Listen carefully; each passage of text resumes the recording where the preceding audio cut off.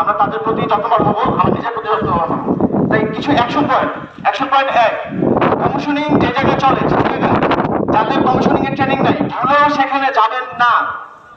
2 commissioning এরিয়াতে কাজ করতে যাওয়ার জন্য কমিশনিং পারমিট অবশ্যই অ্যাপ্লাই করবেন, তারপরে কাজে যাবেন, অন্যথায় আপনাদের বিরুদ্ধে ব্যবস্থা নেওয়া হবে।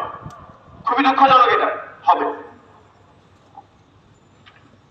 Now we would like to announce the Safety Championship Performance Award, and the award will be given by our Honorable Project Manager, Mr. Hongerpar. I would like to request our Honorable Project Manager, please clap everyone.